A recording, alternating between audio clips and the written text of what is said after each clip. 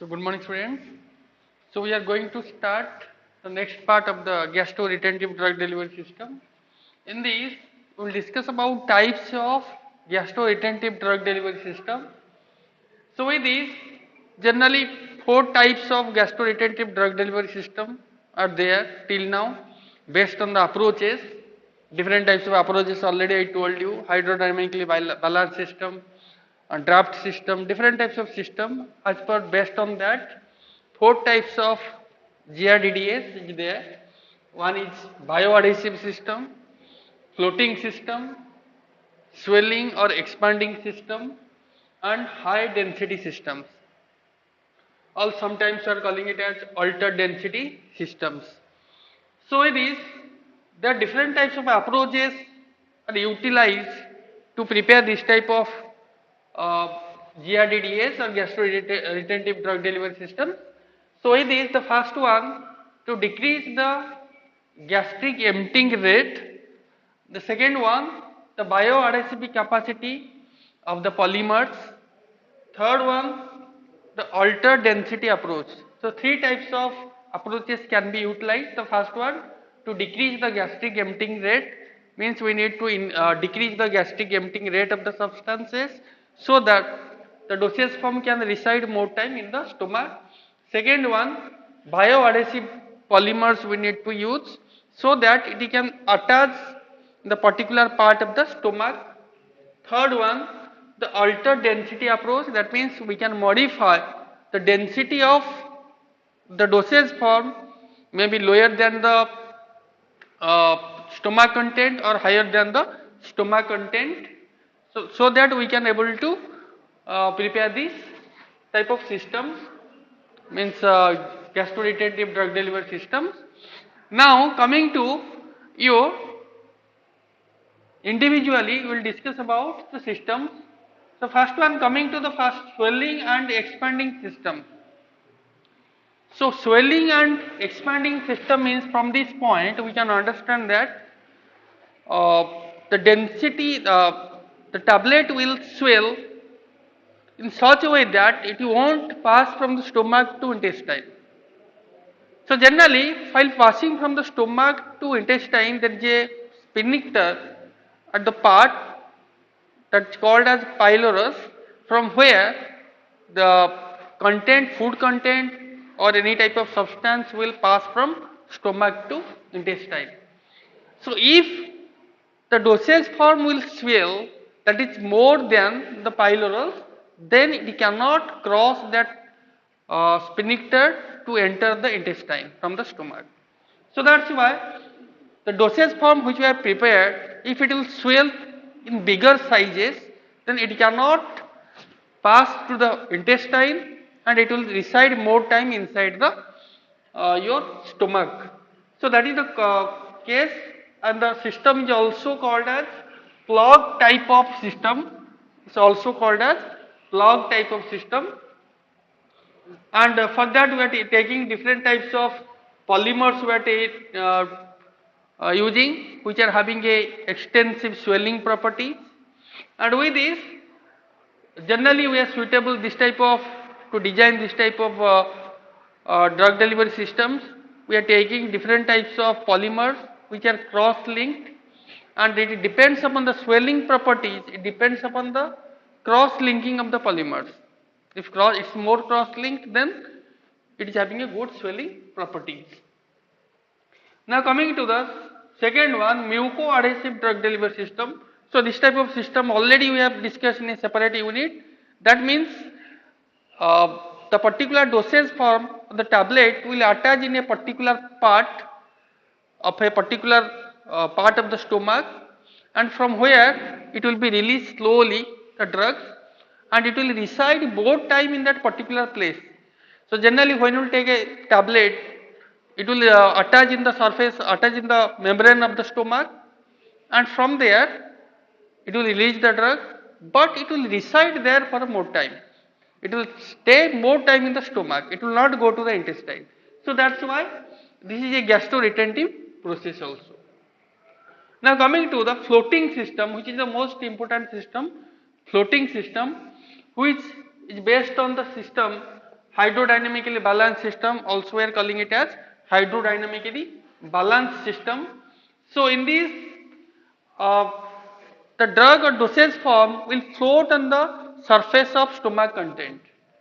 So for that, we are using different types of techniques to make the drug delivery system float. We need to modify different types of systems so that it can stay more time on the surface of stomach content. So for that, we are taking two types of system: effervescent system and non-effervescent systems. Effervescent system and non-effervescent systems. So in this effervescent system, generally it will produce gases.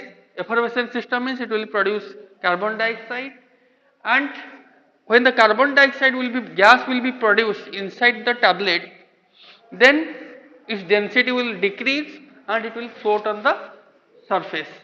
So for that, we are taking different types of components. We are taking, first one, we are taking gas generating agents like sodium bicarbonate, different types of other components which will be a gas generating component. Second one, we are taking swelling agents which will swell in sizes. So for that, we are using different types of ingredients like your super disintegrants which having a swelling property. So we are taking in a concentration of 5 to 50% of super disintegrant which is having a heavy swelling property. Then viscolizing agent, that means to increase, to trap this viscolizing agent, to trap the gases inside this, we are using the viscolizing agent. And gel formation, gel forming polymers.